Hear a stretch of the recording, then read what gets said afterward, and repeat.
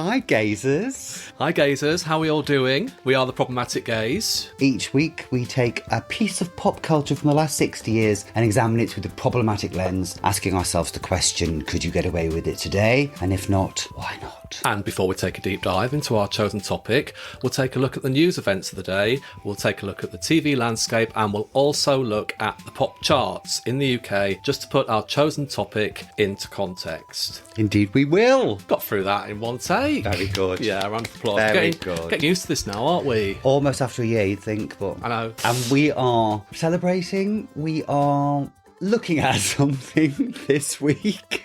Yeah. Now, stay with us, gazers, because we're going to have to kind of wade through a little bit of treacle today. Tell us what we're looking at. We are looking at an abomination of a piece of television from 1987 called the Grand Knockout Tournament, unofficially called It's a Royal Knockout. Now, this was like a fever dream. Yeah. In which the TV show It's a Knockout, which is a bit like Sports Day with big rubber costumes. Yeah, it was based on a French TV show, Jeux sans frontières, wasn't it? Exactly. Yeah, I'm not sure if they've got an American equivalent. No, but Prince Edward, heir and lion to the throne, whichever number he is, thought it would be a good idea to get a whole heap of celebrities, of which... there are some jaw-dropping inclusions of who they've actually got on this show. So, yeah, it goes a huge range of famous sports people of the time of 1987 to UK minor celebrities through to huge celebrities, singers, Hollywood etc. A-listers. Yes. I mean, it's just astonishing. We'll get to that. And that's it. And Yes. with the inclusion of 4 members of the royal family, dressed up in this kind of medieval pageant. Yeah. It was just... absolutely. So, yeah, bonkers. I mean, let's just elaborate on It's a Knockout. So it was a famous TV show where members of the public were split into 2 teams. I think there's 4 usually. It's quite a big... yeah. So 2 to 4 teams. And they had to do a series of just silly tasks. It was all an open outdoor event, dress up in giant foam characters and run down a field or climb a greasy pole. So it was all silly. Yes. A lot of water involved, usually water. sponges, people getting wet. Yeah. Huge on TV. And when I was a kid, it was massive. And made famous for the presenter who used to be called the legendary Stuart Hall and now is just... We'll talk about We'll talk him. about him. We'll talk about him. What's your relationship with It's a Royal Knockout? I didn't see it at the time because I think I was living in the Middle East at the time. Right, okay, fine. So the first time you saw it was last night when we watched it? Yeah, but I was aware of it and I had seen clips of it. I was aware of its notoriety, shall we say. Yes. What about you? I watched it and I loved it. I couldn't see what the fuss was about. I thought it was great.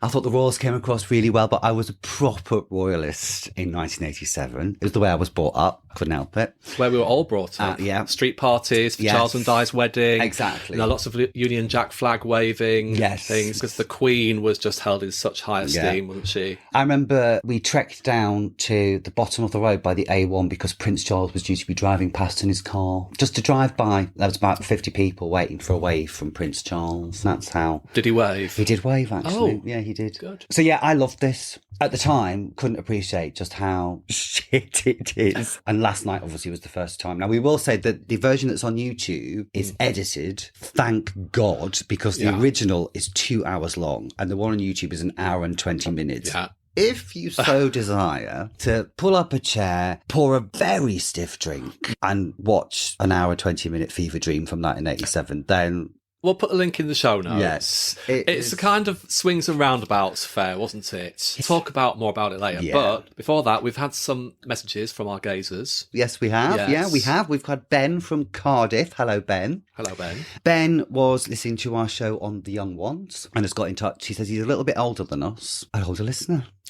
Oh. Like the older men. And was a big fan of The Young Ones because they represented a kind of anarchic liberation, the like of which we'd not seen on TV before. And they really spoke to us as a generation of energy and fighting against Thatcher and stuff. Keep doing good work. He loves listening every week and looks forward to each episode. Oh, fantastic. That's nice. Thank you, Ben. Thanks, yes. Ben. Thank you, Ben. Our last episode on The Young Ones, no, it wasn't the last one, it was the one but- before that. Yeah. Went down really well, Yes, it actually. did. Yeah, it did. Okay, so I've had a message on Instagram from Nick in Lincoln. Hello, Nick. We did an episode, and I can't remember which one it was, but we talked about the I think time... it was Cabaret. Cabaret, maybe, yeah. So we were talking about, when you start off in life and you're quite altruistic, everything's wonderful, and you've got quite a liberal view of the world, live and let live. And then you see some people who turn quite right-wing as they get older. We are early 50s now, aren't we? We've just turned 50, more or less. So we were wondering about the time when it actually happens. Does it happen to everybody, or what happens? What happened to us? Keep each other grounded, darling. Yes, we do. Yes, but then Nick from Lincoln suggested, now for our international viewers, Lincoln is quite famous in this country for the recent election of certain MPs and mayors and local councillors, etc., from Reform UK. The right-wing populist party. I'm preempting Nick here, but he says, to answer the question, when do people become more bitter? It's usually just before they vote in a Reform council and mayor, in other words, around about 70.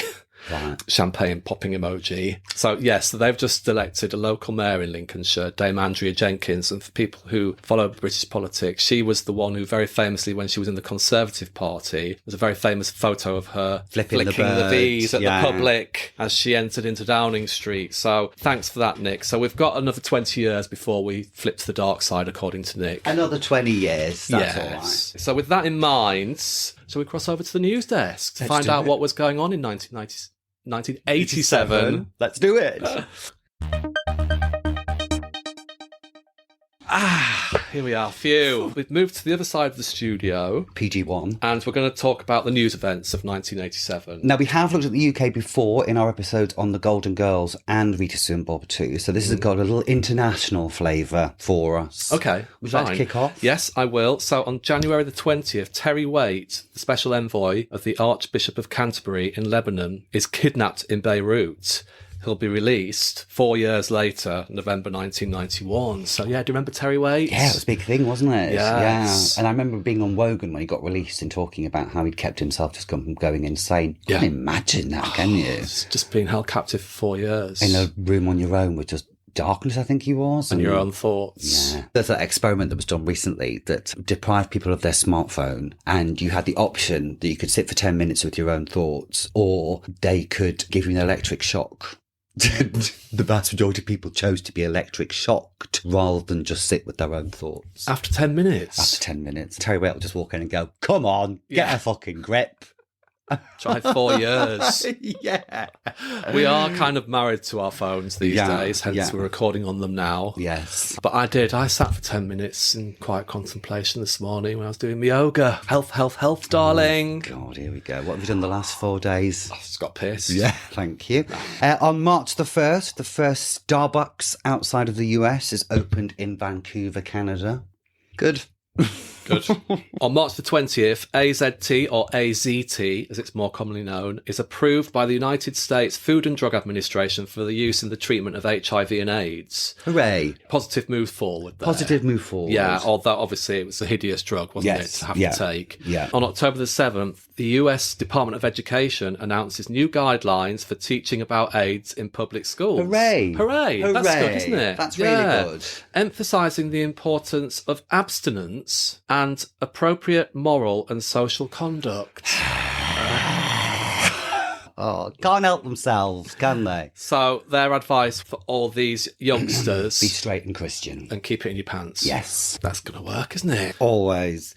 On March the 24th, Michael Eisner, CEO of the Walt Disney Company, and French Prime Minister Jacques Chirac signed an agreement to construct the 4,800 acres Euro Disney Resort.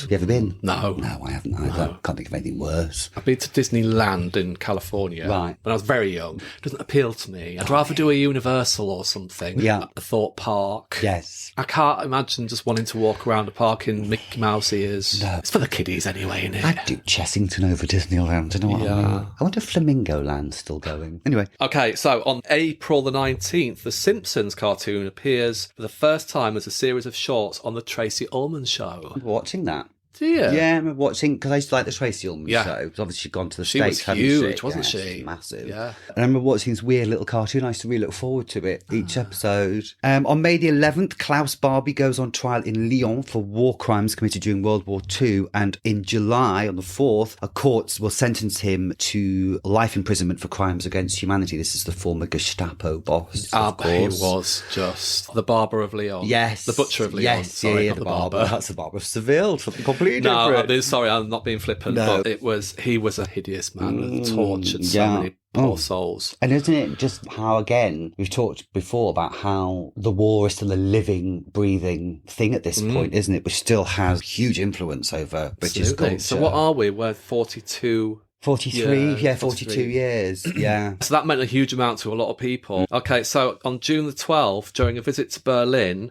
US President Ronald Reagan challenges Soviet Secretary General Mikhail Gorbachev to tear down that wall. Yeah. So this was the start of it, wasn't it? Yeah. 2 years later, Yeah. did come down. David Hasselhoff. Oh, David Hasselhoff. Yeah. We've got to thank for that. We Thanks, have to David. thank for that, yeah.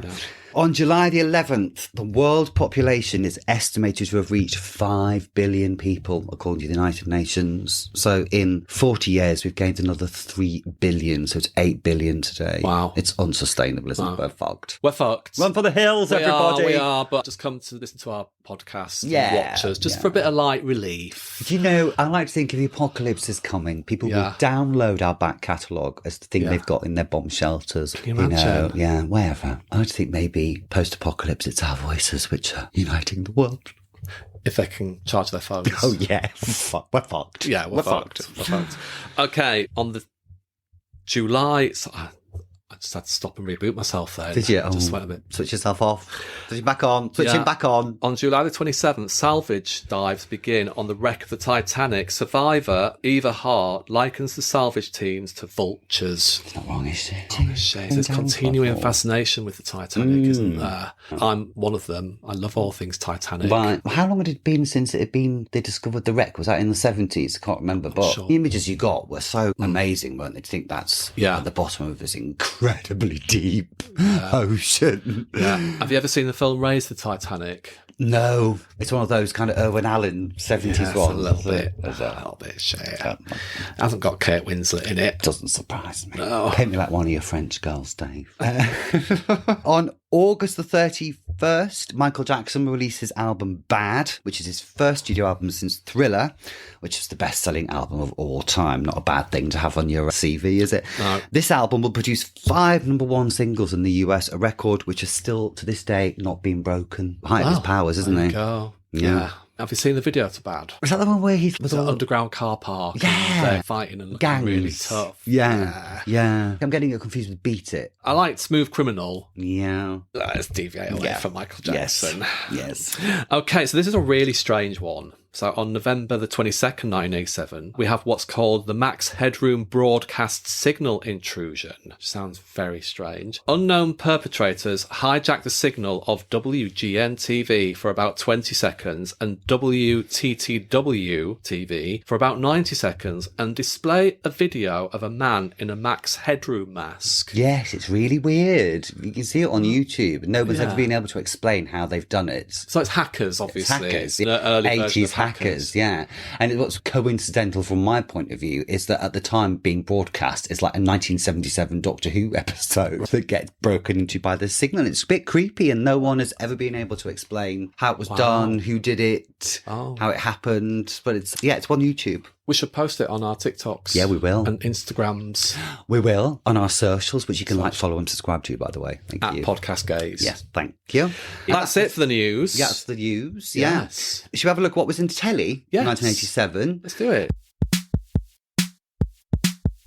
Should we look at what the top 10 TV shows of 1987 were? So, this is in the UK, top 10 TV shows of 1987. So, at number 10 is the film The Love Bug with 16.5 million viewers. That's on ITV. Have you ever seen that? No. Is that a Herbie one? Yeah. Herbie. Yeah. We've talked about Herbie before. Yeah. Both of us scarred that it wasn't a talking car. Yeah. Absolutely. It was just a car. Number 9, Don't Wait Up.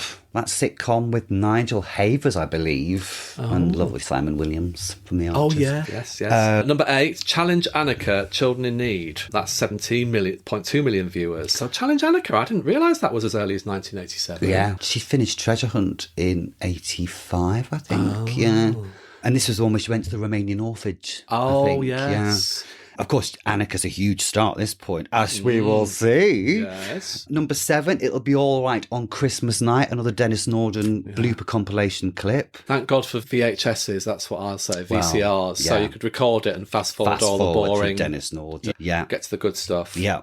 Number 6, Wish You Were Here, was the travel show with Judith Chalmers. Isn't that so weird? That's the 6th highest rated show on British TV in 1981, a holiday show. Yes, that's 2 episodes combined. And you get a combined viewing of 18.5 million. Number 5 is the travesty we're looking at. The Grand Royal Knockout Tournament was watched by 18.35 million viewers in the UK when it was broadcast. Just nuts. Okay, so a film, Indiana Jones and the Temple of Doom, on Christmas Day 1987, 19 million viewers. And at number 3, we've already mentioned it, A Question of Sport, featuring Princess Anne, gets 19.05 million viewers. I remember at the time when I used to sit round with your family watching television about this time, because I was 13 at this time. And when A Question of Sport came on and your dad wanted to watch it and you just had to sit there in torturous silence for half an hour. I'm going to surprise you, but I used to quite like A Question of Sport and I used to watch it with my dad and I used to be able to answer all the questions. No. Yeah. Were you a sporty person? No. But it was on, I think it was on a Wednesday night when my mum used to go to the club to play pool. And me and Dad, the butcher's van would come round. We'd get 6 bags of crisps and watch A Question of Sport. Yeah. Bit of father and son bonding time. Father and son bonding time. I was there just thinking, just want to watch Coronation. Challenge Annika. Yeah. Okay, no surprise about the top 2. Yeah. Number 2, Coronation Street, Christmas Day and Day After Boxing Day combined. Yeah. And 26 million viewers. And EastEnders at number 1, 1st and 4th of January episode, 28 million viewers. This is the peak of British TV viewing habits here. Yeah. Towards the end of the 80s, it's about this time, the average British viewer is watching 28 hours of TV a week, which is the highest it ever reaches at this point. And of course, only 4 channels to watch. Only 4 I mean, channels. Sky TV was sniffing around, ready to launch, wasn't it? I don't think Sky was around in... No, not quite. You're not yet. No, it starts with the 1990, I think, is when the Sky B thing takes off. Yeah, this is basically 4 channels to watch. Yeah, and there are some notable events, TV events in the year. On the 3rd of January, Close Downs reappear on Yorkshire television when its experiment with 24-hour TV, which had begun the previous August, and was basically just them simulcasting this music video channel Music Box, but they stop it. However, on the 17th of August, Thames Television begins 24-hour broadcasting and becomes the first ITV region to begin transmitting all through the night on a permanent Can you imagine basis. that? Oh my God. We've got a channel that you can watch all night. All a channel. Night. Yeah, all night it's on. Yeah. Wow. Because kids, at 12 o'clock, TV used to shut down. There was nothing at national anthem, and then that was it. A little white dot in the middle of the screen and a tone, basically for people who'd fallen asleep in front of the TV to wake them up to switch the telly off. Okay, so on the 6th of January, Inspector Morse, based on the books by Colin Dexter, makes its debut on ITV with John Thor in the title role. The series will run until 2000 and generate spin-offs. So yeah, Inspector Morse was huge, wasn't it? Yes, it was. Yeah, he definitely. was great. Yeah. John Thor, obviously later spin-offs. Yes. Starring Lawrence Fox. Oh, dear. On the 5th of February, Princess Anne appears on the long-running sports quiz A Question of Sport on BBC Your One. favourite. A matter of weeks after team captain Emlyn Hughes famously mistook a picture of her on a horse for a jockey, John Reed. The episode gains a record audience of 19 million viewers. Now, at least he didn't mistake her for the horse. yes, which, let's face it, was a real possibility.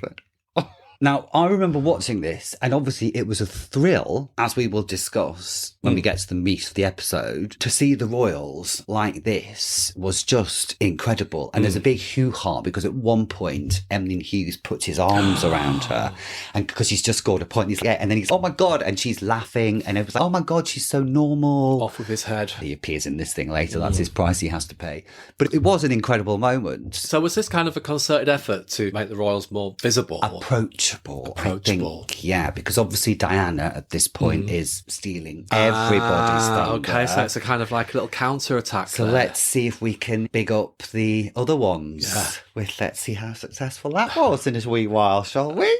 Absolutely. Okay, so on the 21st of February, an apparently inebriated Oliver Reed appears on the ITV chat show Aspel and Company, where he stumbles and lurches around the set. First of many appearances by an inebriated Oliver Reed. First of many. Of course, the one which culminates in that appearance on The Word in about 1990, where they deliberately get him absolutely arseholed. Yeah. They put a secret camera in his dressing room, leave 3 bottles of scotch in there. He drinks one of them and then comes on and he's absolutely wankered. And it's so grotesque. Now, you It's see, horrible. this is alcoholism as entertainment. Yeah.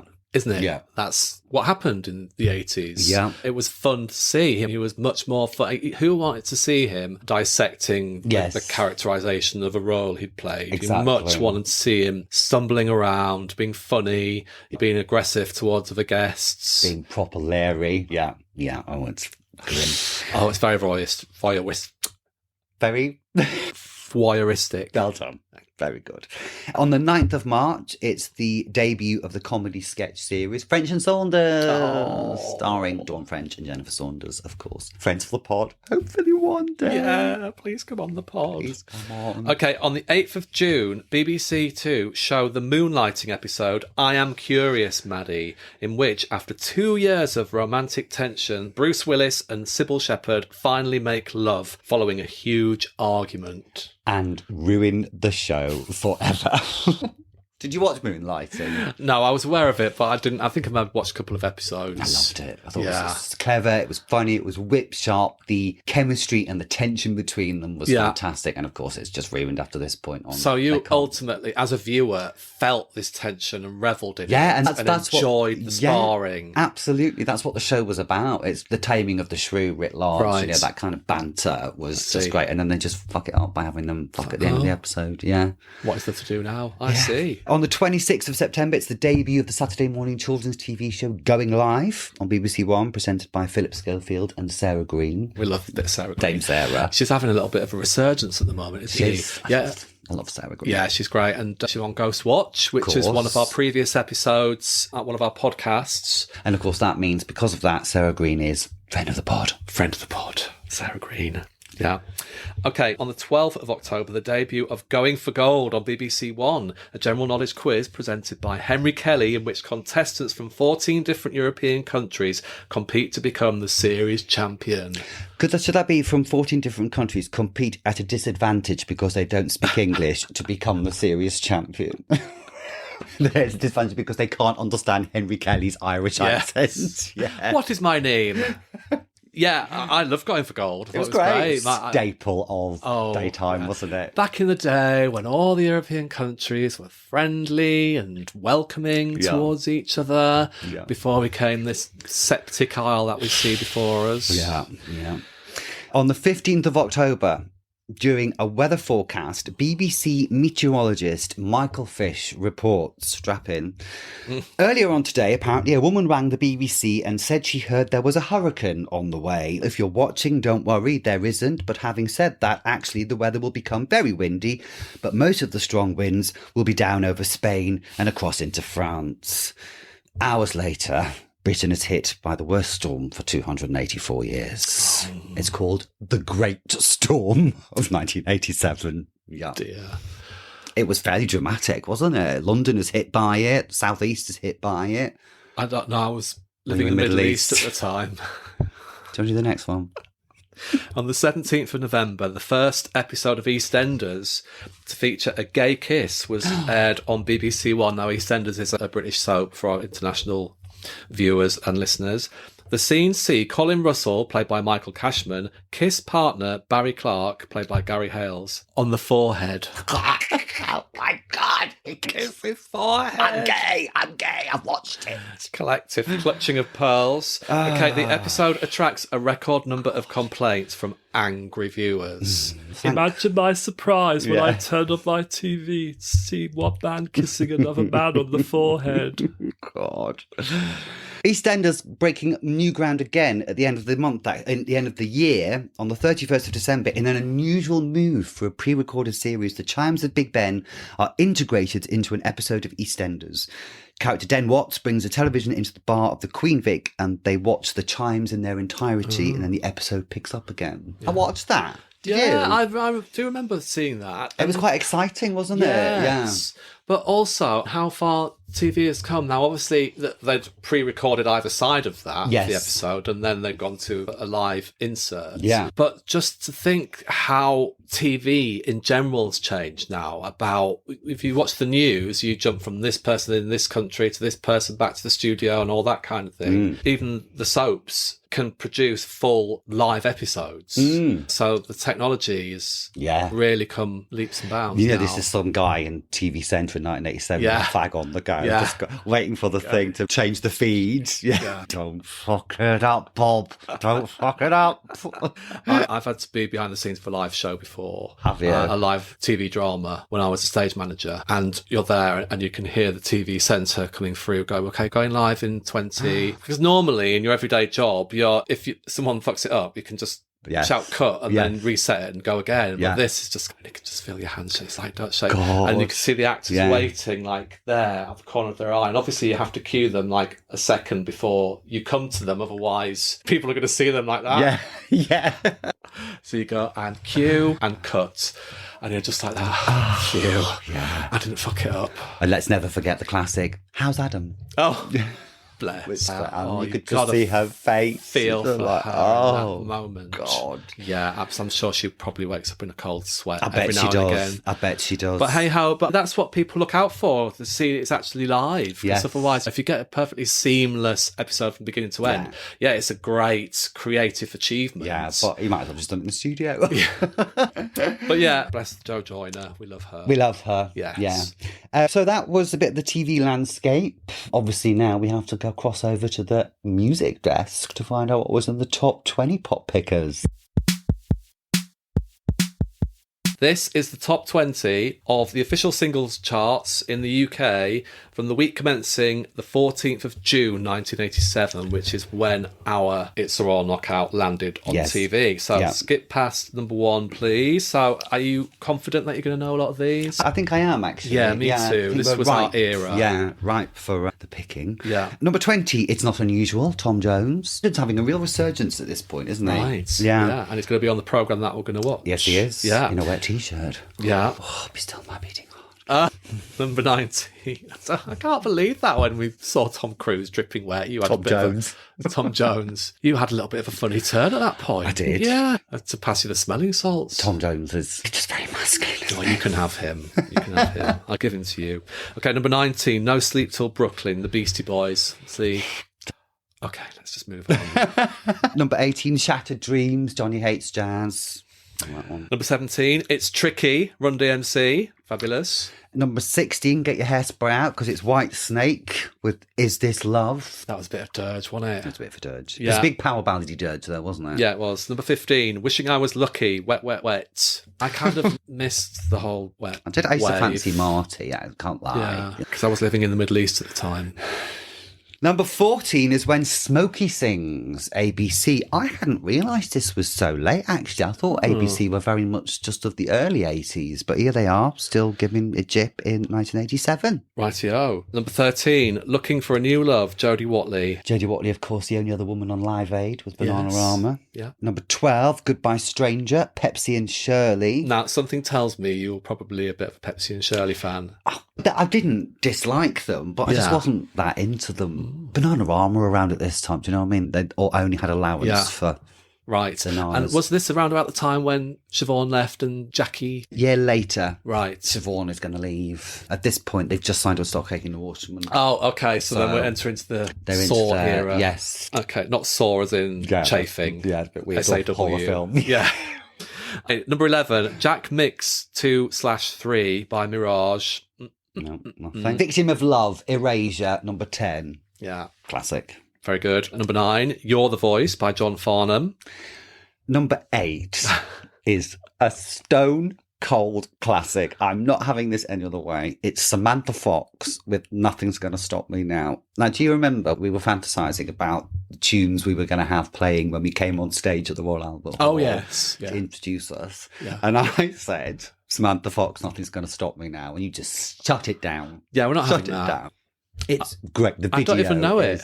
The video is a thing to behold. You need to watch it. Just sing the first.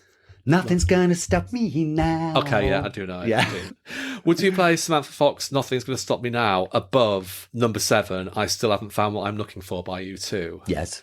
Okay.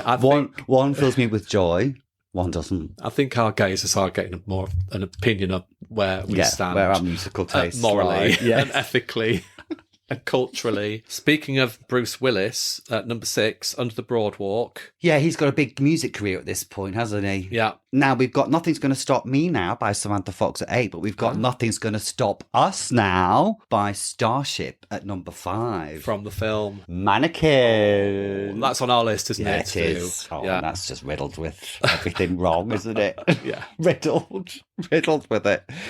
Number 4, Hold Me Now, Johnny Logan. Eurovision winner. I Want Your Sex, David. Oh, we've talked about this. That's number 3, actually. Flashing his wedding ring. That means anything to me. I Want Your Sex, George Michael, number 3. The signs were there, weren't they, with George? Which signs? George Boy, of him being a little bit ambidextrous. Might with both hands. Yeah. Incredible. Never knew that. Number 2, I Want to Dance with Somebody Who Loves Me, Whitney Houston. Yeah. Hallelujah. Yeah. Fantastic. Is number 1 going to be some absolute classic of the genre? Oh. No. In other words, no. Do you know what? The song that's number 1 absolutely fits the week this TV show was broadcast because they kind of go hand. It's Star Trekking. The Firm, which is one of those kind of spoof songs like the Chicken song, like anything by Black Lace, that just got to number 1 in this weird time of British history when it was possible for this kind of stuff to get to number 1. I loved it. I loved it. Yeah, oh I could do it. Say all Fingers the on the words. starboard Yeah. up about loved it. Yeah. Say all the words. And the claymation animation video. Yeah, it's yeah, great. it was just unusual, wasn't it? For a novelty song, actually, I think it's pretty fun. Yeah, it's pretty fun. Yeah, But it's naff. would you place that above I Want Dance with Somebody by Whitney Houston? I'd place it above Nothing's Gonna Stop Me Now from Samantha Fox. I can't work anymore. I've tried and I've tried and I've tried. Okay, Anyway. get a grip. Okay, we've got to move on. That was the charts. Yes. Yeah. That's the charts. Let's take a break. Let's take a break. So, to the matter in hand, if we must. We watch this stuff so you don't have to, basically. Buckle up. We will paste a link in our notes. But please pour yourself a drink before you watch it. Take whatever drug of choice you feel you need to, but do something. Do not watch this stone cold sober. Would you like to give us a little bit of information about this abomination of a TV show, Dave? I will do, but I will preface everything by saying this was a charity event, so it was all for good causes. Yes. So even though we knock it, you can't deny that actually vulnerable people and vulnerable animals did benefit from this. Yes. But that being said, okay, so the Grand Knockout Tournament, also known as It's a Royal Knockout, sorry, I've gone already. Royal Knockers.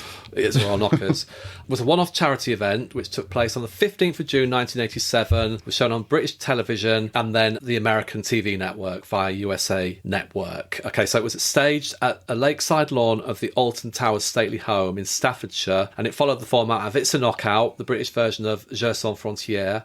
It's a slapstick TV game show, and the show featured members of the British royal family alongside various sporting and showbiz celebs. The celebrity participants were drawn from the realms of music, sport, television, and comedy. So that's the bones of it. That's the bones of it. Should we have a look at the all-star cast? Because it is quite astonishing, the celebrities and famous people we have on this show. Yeah. And just to give a bit of extra context in this, like It'll Be Alright on the Night was in the top 10 of TV shows. So we still haven't got anywhere near reality TV or celebrity culture yet. So this was a massive thing to see celebrities, people you knew, doing things out of the ordinary. And perhaps obviously the ultimate in this is members of the royal family. So this is like a genuine breaking down, like Princess Anne appearing on A Question of Sport 4 months previously. This is all part of this pre-celebrity culture, how we viewed and interacted and reacted to celebrities. So on Prince Edward's team, we have people like Toya Wilcox, Barry McGuigan, John Cleese, Christopher Reeve, Superman, Dame Kiri Kanawa, and Tessa Sanson. There's a few names from Prince Edward's team. Yes, lovely. So Prince Edward's team was supporting the Duke of Edinburgh Awards charity. And then we move on to Princess Anne, the Princess Royals team. For Save the Children. So on her team, we had Cliff Richard, Emlyn Hughes, Jenny Agutter, Kevin Kline, Hollywood star Kevin Kline. I didn't spot him. Eddie Grant, Bill Wyman from the Rolling Stones, Anthony Andrews, the famous actor, Tom Jones. You got your Ten Lady on. Yes. Yeah. And Sheena Easton. Yeah. On Prince Andrew's team, and he's fighting for the World Wildlife Fund, we have Annika Rice, Gary Lineker, former James Bond George Lazenby, Michael Palin, Nigel Mansell, John fucking Travolta, Griff Rhys-Jones, Margot Kidder. Obviously, Margot Kidder and Chris Reeve are filming Superman 3 at Pinewood at the time, which is how they've been roped in. But what John Travolta is doing there, I've got no idea. And on Team 4, which was the Duchess of York's team, more commonly known as Fergie, their charity was the International Year of Shelter for the Homeless. So that's great. So on Sarah's team was Meatloaf, Pamela Stevenson, Mel Smith, Jane Seymour, Krista Berg, Viv Richards, who was a famous cricketer, Michael Brandon, who was... Dempsey and Makepeace. Yes, and John Mills. Old, retired acting legend. So it's just bizarre, isn't it? Yeah, absolutely. It's bizarre. It just runs the whole gamut, doesn't it? Yeah, you will know somebody in this show. And the opening titles tell us everything we need to know about where this show is set, the kind of vibe it's trying for. It's medieval, it's the aristocracy and the plebs, basically. So the opening title sequences, there's that typical royal trumpet to trumpet going on.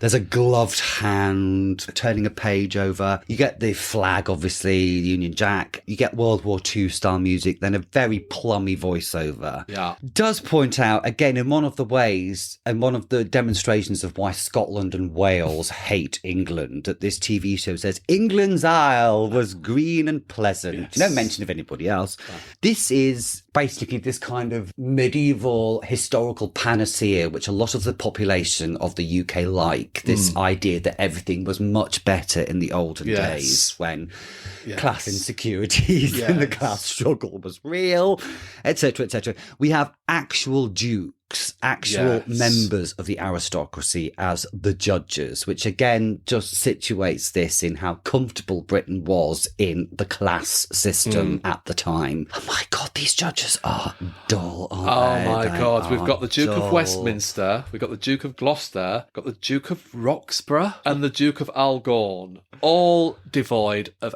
any personality whatsoever. Yeah. I just put pageantry and pomp. It's just our things we do best, ignoring the vast social inequalities and the terrible deferential shit that people have to do, etc., etc. Yeah. So this sets it up. This is what we're doing. We're in medieval history world this week, and here we go. We've got silly games. Then we get the first of our...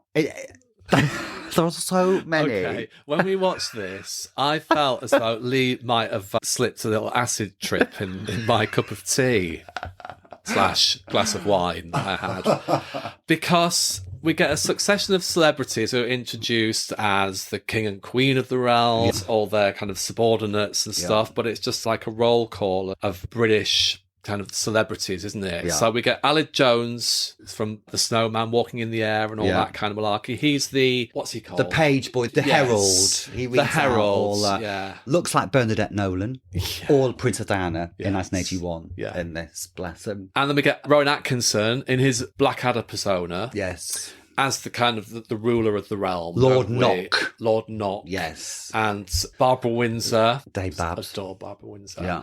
As his wife, as Lady Knock. This is the first of these utterly incongruous, bizarre pairings of people and groupings of people in this show.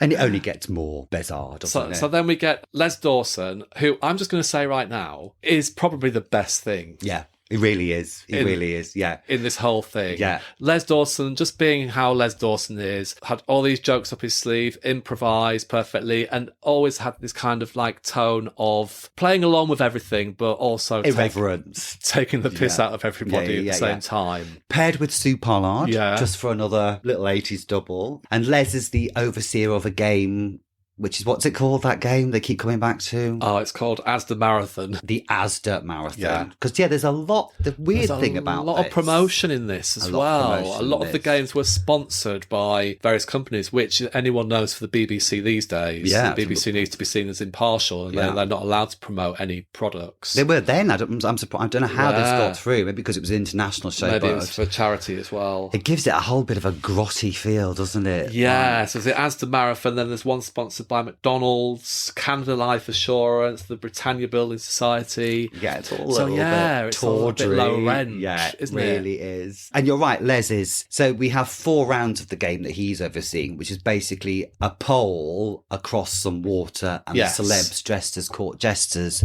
have to scale the greasy pole by going across it, wrapping their legs around it, pulling themselves over so they don't fall in. Yeah. Meanwhile, 2 celebrities are throwing big fake gammons at them, big rubber gammons and stuff. Yeah, just another standard day. Can we just go back to Aled Jones very quickly before we move on? Because I felt as though he had a ring of King Joffrey from Game of Thrones about him. He did. It was literally like looking at Jack Gleeson. God, he did. Yeah, he did. He absolutely did. Oh, that's quite horrifying.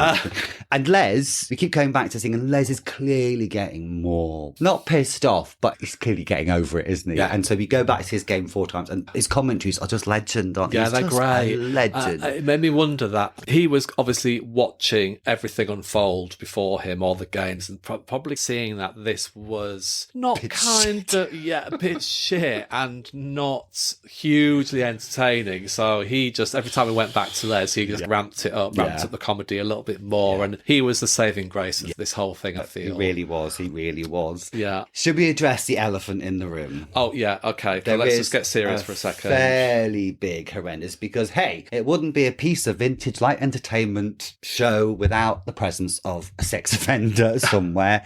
And Stuart Hall, the presenter. So he's the presenter, isn't he? He kind of oversees all the games, gives the running commentary. He's famous because he presented It's a Knockout for real. Yeah. He's famous for his laugh. His infectious kind of personality and stuff. So he's very much present all the way through this programme. Yes. And is a sex offender. Yeah, convicted sex offender. Against children. Against children. Not a nice man at all. No. Horrible. And there we are again. You look at often something from this time period, and lo and behold, there's a figure of a man who was just abusing his power and just being absolutely horrendous. So if that triggers anybody, he is a presence in this. Yeah. I suspect that the reason this is not a 2-hour version of the show is maybe someone has tried to edit the majority of his bits out. I see. Why you don't get games explained, the rules explained, stuff like this. Probably. So, but yeah, he's a deeply horrible man, and unfortunately he presents this. Yeah. Should we talk about And then we have, just to add, not about Stuart Hall, but we have Paul Daniels, the TV magician. He's like the scorekeeper, isn't he? Yes. He explains the scores all the way through in Could the you most understand that score? incoherent scoring system that's nonsensical, that doesn't make sense at all.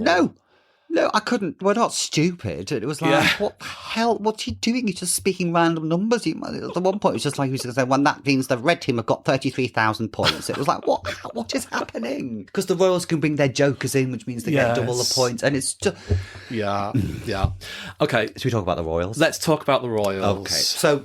we have the organiser, Prince Edward. Prince Edward was always of a theatrical bent, wasn't he? He had been in the Marines. He wanted to be a Marine. Yeah, he quit the Marines just before this and was trying to get a job with the really useful company, Andrew Lloyd Webber's company.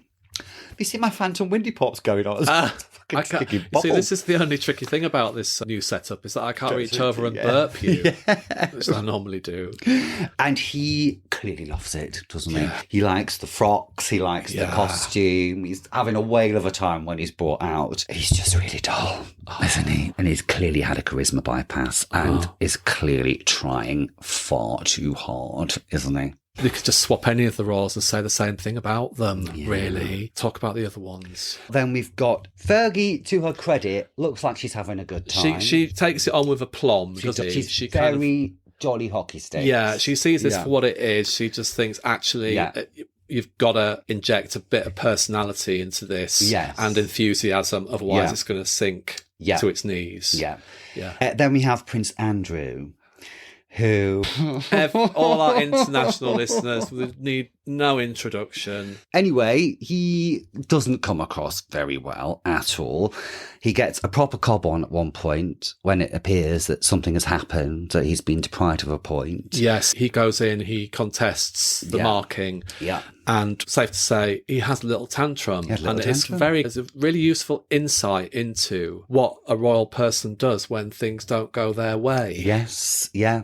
Yeah. He proper has a paddy, doesn't he? He has a paddy. Yeah, he has a paddy. Yeah. At one point, he gets the crowd on his side and he gives this really self-satisfied little smirk to himself as he's walking away. He just comes across as a really horrible man. Yeah. Also, dull. Dull as dishwater. And then we have Princess Anne. Yeah. I don't really have huge amounts of time for the royals. No. But I've got a lot of time for Princess Anne because she comes across as quite no-nonsense, cuts through the bullshit. Yes. And apparently works very hard for a royal standard. She was the hardest working. Yeah. I mean, how much hard work is it to be told what to do and where to go and go and shake a few hands? Yeah. But she comes across as like the most down-to-earth one. Yes, yeah. But... It's boring as anything. It's like she's had a personality bypass. She has. Clearly, there's been no media. There's no such thing as media training at this point. I was really struck by the first time we get to meet her and Stuart Hall's interviewing her. She doesn't move. No. Her body is completely still. There's just no movement in her at all. And then later on, she's not quite in the swing of it still when she plays a joker. He says, why are you playing a joker? And she just says, because somebody told me over there I had to bring it in now. No attempt at humour. That's just it. No. None of them get their hands dirty. None of them are involved in the I can imagine games. that was one of the stipulations. Yeah. And I suppose we should mention which members of the royals are notable by their absence or their refusal to take part. Yeah. The Queen thought it was a bad idea. Yeah. And apparently it was the royal household thought this was a bad idea. The courtiers and everything advised against it. Charles is like, nah, future king, you're joking, aren't you? I think Diana may have been just newly mothered. Or was pregnant, maybe, which is why she doesn't busy. Do it. But busy. Yeah. Sorry, I'm washing my hair. I've got my appointment at John Frieda that day. Sorry, everybody. But this is one of the criticisms levelled at this show, isn't it? How it was all centred around these four royals, but had, apart from Fergie to a certain extent, just had zero charisma about them. Absolutely. Zero personality. Yeah. And when you're surrounded by a huge group of people whose job it is to entertain and to elevate and to be a little bit heightened reality, which all entertainers are, this is part of their job description, the contrast between them and these royals was the chasm was just, it's like whenever the royals were on screen or being interviewed, all the energy that had been built up by all these celebrities and the presenter and everything, it just went, yeah. It was like fucking vacuum. They just sucked all the air and excitement out of this show, didn't they? They did. I think unless you were 14 years old like myself, that would have become very apparent that actually they're so dull. And does this lead to the 90s and the growing disillusionment with the royals? Are they that dull? Are they that ordinary, boring? Why have we given them all these trappings of wealth and stuff? But they all come across just... lift the veil by all means. But lift veil onto something interesting and engaging that makes people feel warm towards you, not... Yeah, because also there's a live audience there, isn't there? It's set up as this big pageant with all these games and eventually we get jousting and things like that. Yeah. So you've got that audience watching you. You must know that millions of people are going to watch this show. Like you said, you just think maybe we should just get a little bit of media training. Otherwise, did they have a little huddle and a conversation thinking we need to, or are they just so self-entitled that they think that they will be interesting simply because of who they are? Yeah. And I guess there's a bit of that, but also there's that whole thing about people who are a lot more naive about cameras in those days and behaving on camera. So media training is not a thing yet for anybody. Hence why Pollard has a career. at this point, because you just have to be wacky, crazy, and you can get a career. Sorry, can I just say Sue Pollard is... Legend. Legendary. Obviously, her career was based on her personality. Oh, yes. Okay, I see what you're saying. Yeah, I thought you were dissing Sue Pollard then, and I was ready to go into battle. Never. You're coming at me with some cannons. Just as you like. I quite enjoyed the fact there's absolutely no health and safety.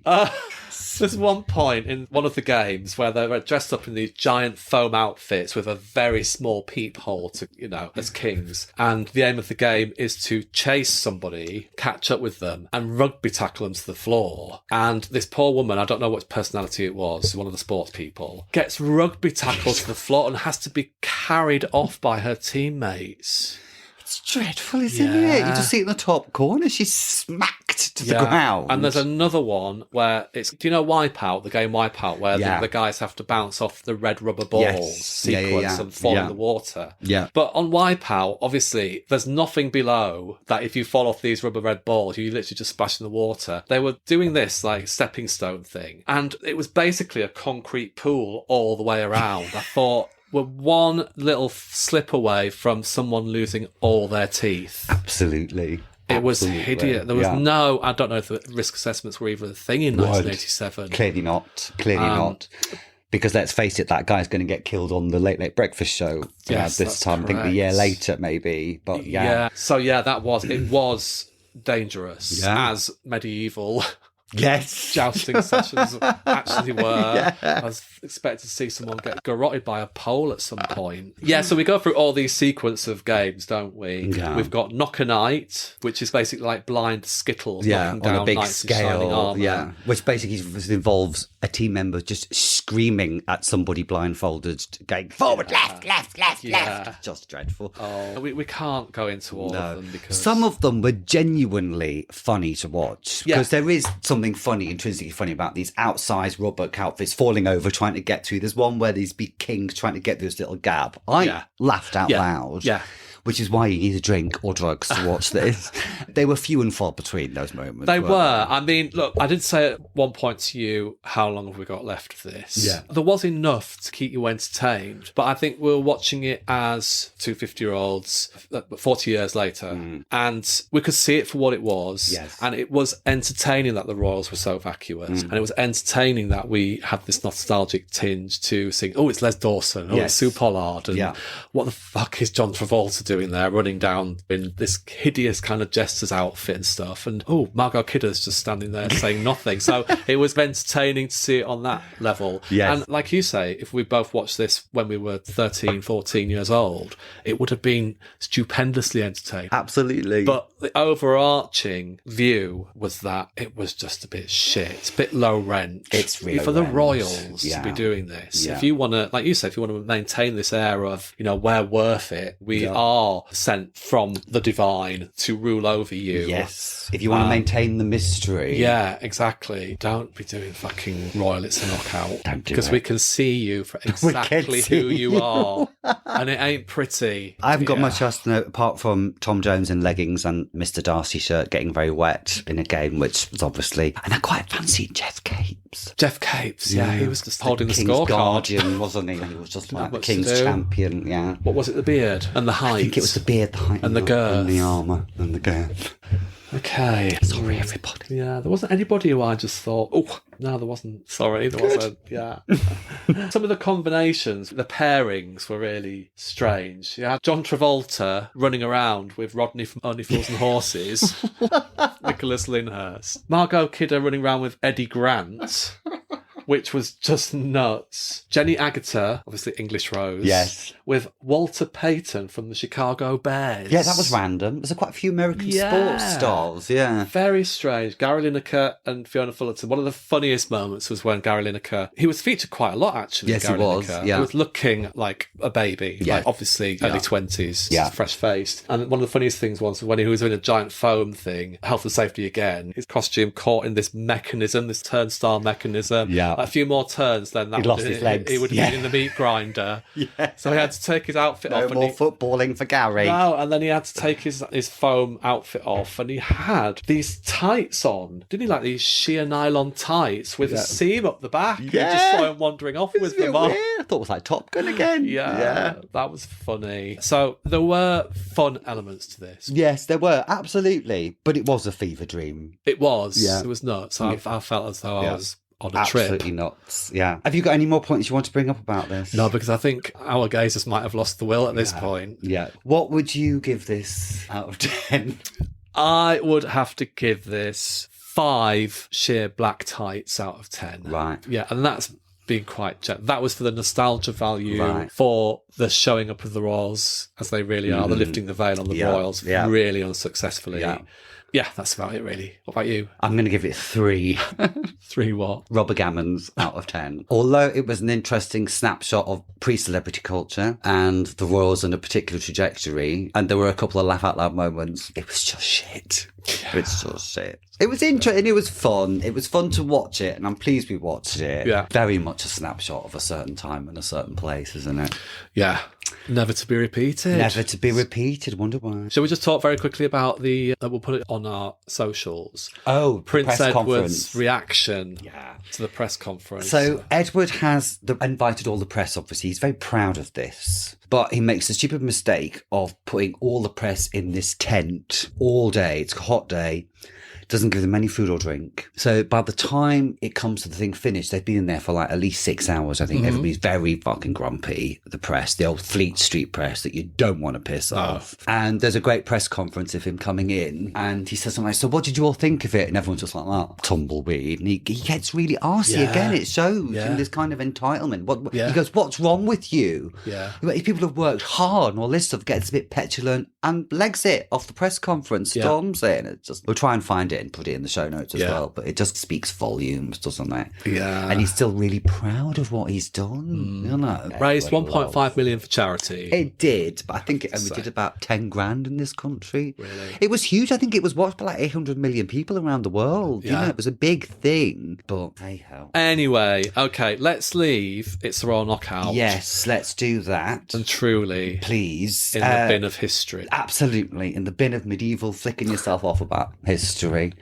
And before we decide where the Telly TARDIS is taking us to next time, just have a little subscribe and follow on our socials at Podcast Gaze, please. You can mail us it at problematicgaze@gmail.com. Yes, please do. And just to remind you that we are an independent podcast. We do everything ourselves. Yes, we do. We don't have a big conglomerate behind us to promote us. So anything you can do to spread the word, please do. That's our little calling, isn't it? Indeed. Yeah, absolutely. So tell us what we're going to be talking about next week. Next week, we are taking the Telly TARDIS into the 21st century in a slightly different show, but we're going to be looking at the phenomena that was America's Next Top Model. The show started in 2003. I was rooting for you. We were all rooting for you. Is that what she says? Yeah. We're actually going to watch, because there's a lot of seasons. There is a couple of compilations on YouTube, which we will link to. Yes, we will. We'll put it in our Gazer homework section. Yes, most jaw-dropping moments. Yeah. And it'll be quite fun to discuss, because I was a big fan.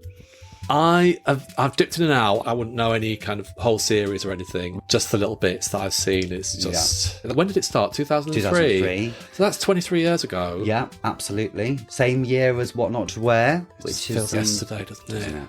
Yeah. So until then, yes, Gazers. Thank you for watching. Thank you for listening. Yes, indeed. I'm off to don a giant rubber suit of a king and try and squeeze myself between 2 bits of wall. What are you doing? I'm going to try and jump over a few pebbles in the water with a rose between my teeth and hand it to Tessa Sanderson. Oh, not Annika Rice. No, Tessa's mine. Oh. Yeah. And I thought you were sliding down a greasy pole. There we go. Until next time, Gazers. Till next time. Au reservoir. Au reservoir.